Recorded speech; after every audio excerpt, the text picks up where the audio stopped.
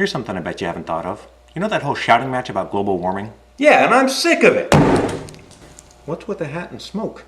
I'll be playing devil's advocate. Lay off, it's the best I could do for horns and brimstone. Okay. I know it seems like such a noisy mess that it's easy to tune out, but here's a thought for you. While we debate whether humans can really change the climate or not, we are at the same time running the experiment.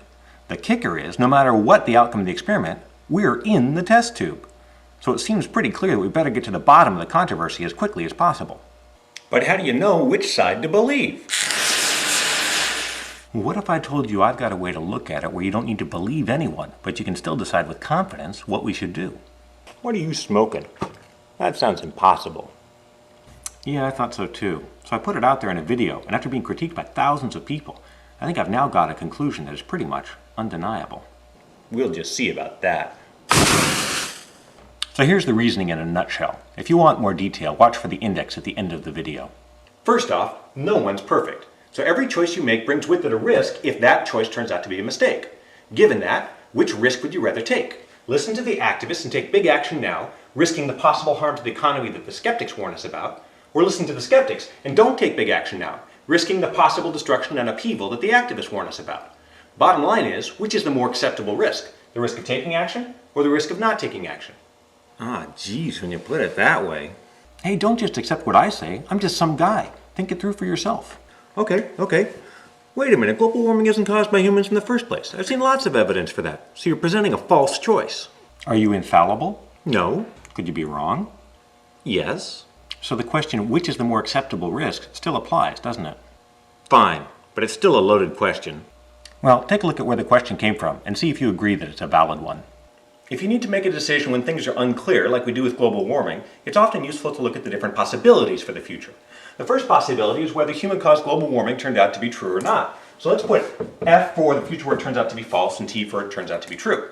The other possibility is what action we end up taking. Let's make column A yes for significant action and column B no for little to no significant action. So that gives us 4 boxes that spell out 4 different basic futures. What might each of these futures look like? First is the future where we did take action and global warming turned out not to be real after all. Let's take the most pessimistic view there and say all we get is a bunch of economic harm and 0 positive benefits. How about this box? We didn't take action and we didn't need to. Everybody celebrates. The skeptics because they were right and the activists because it wasn't the end of the world after all. How about this box? We took action and it was a good thing too because the doomsayers were right. We've still got the economic costs, but everyone's okay with that because we saved our cookies. Now how about this box down here? We didn't take action, but the doomsayers turned out to be right. Well, if we took the most pessimistic view up here, we should do the same thing down here. And this, you've heard before. We have environmental, political, social, public health, and economic disasters on a global scale, a disaster scenario. Now, obviously, this is grossly simplified. The smiley faces give that away. But we can say that the future will fall roughly into one of these 4 boxes. Most of the shouting match is about trying to predict which row the future will fall into, which we can't know for certain until we actually get there. But what we can know, because we control it, is which column the future will not fall into. Because by taking action or not, we are choosing a column and that eliminates the risk in the other column. So it's a bit like buying a lottery ticket. We choose ticket A or ticket B and then wait to see what the laws of physics dish out as our result. One way or the other, we're taking a risk. So which risk is more acceptable? The risk of taking action or the risk of not taking action? Hey, that sounds good, but the logic is bogus. Wouldn't that grid argue for action against any possible threat, no matter how costly the action or how ridiculous the threat? Even giant mutant space hamsters? Because it's better to go broke building a bunch of rodent traps than to even risk the possibility of being hamster chow, right? So this grid is useless. Yeah, I totally agree with you. Huh? The grid by itself isn't a silver bullet, but what it does do is it allows us to make a decision using uncertain knowledge by changing the question from, are humans affecting the climate, to the real question, what's the wisest thing to do given the uncertainties and the risks? Really, it's just basic risk management. So to get around your hamster argument, we need to get a sense of how likely each row is. Why can't we just wait till the science is finished and then we'll know what to do? Well, for one thing, that doesn't avoid risk because that's the same as just choosing column B, which is where we sit right now. And for another thing, science is never finished. We're still studying the law of gravity, for Pete's sake. As a science teacher, I can tell you that science, that most precise and geeky of all human endeavors, is surprisingly never certain. Every single scientific statement carries with it some sort of estimate of how big the uncertainty is, which is part of why there will almost always be some disagreement on any scientific issue. So where does that leave us if anything any scientist says is accompanied by a sort of, yeah, but I could be wrong? The trick is to not look at what individual scientists are saying, but instead look at what the professional organizations are saying. The more prestigious they are, the more weight you can give their statements, because they've got huge reputations to uphold and don't want to ever say something that later makes them look foolish.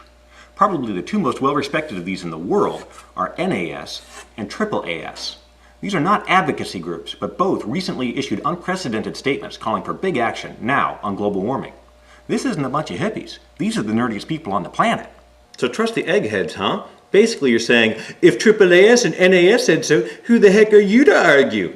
No, well, sorta. I mean, who else are you going to believe on a scientific issue? But remember, you still don't have to believe them. You're just using the fact that two such stodgy institutions stake their reputations on this to get a sense that this row must be way more likely than this row, pushing this line up.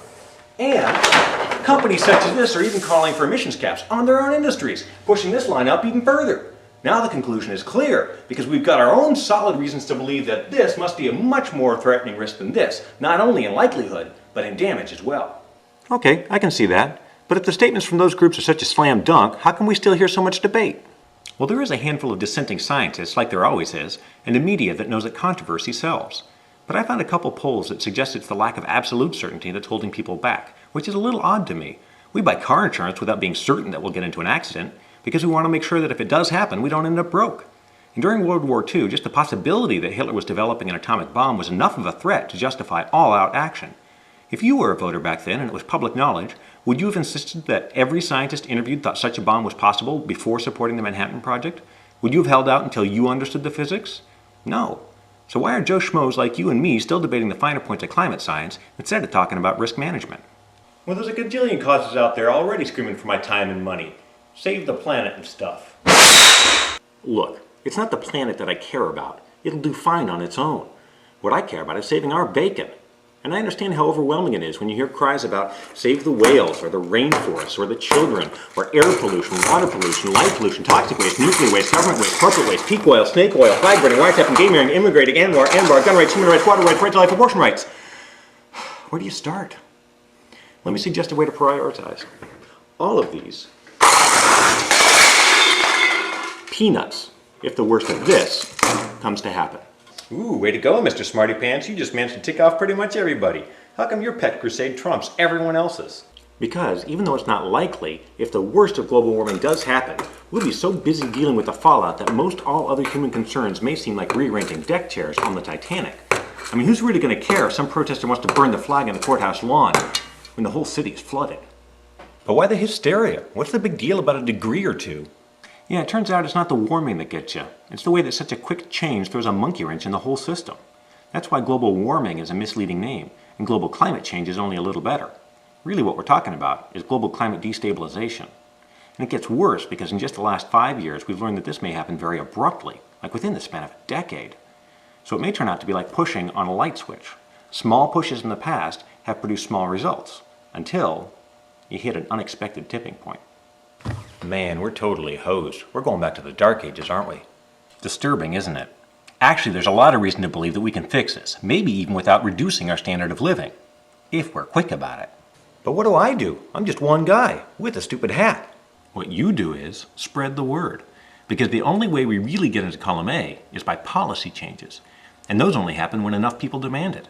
So we need nothing less than a change in the culture itself, and you can help make that happen. So you forward this video to others, and they forward it to 10, and so on. In just 4 steps, that's over 10,000 people that may have their opinions influenced. That's power. Use it. This is likely to be the greatest threat that humanity has ever faced. Think that's overblown? Maybe. But can you be so certain that you're willing to bet everything? Because we only get to run this experiment once. Hopefully this idea of risk management will be what ends the debate. How the world ends up? Well, that depends in part on you and what you do next. We have greatness within us, innovative, giving, determined. It's time for the best in us to come out.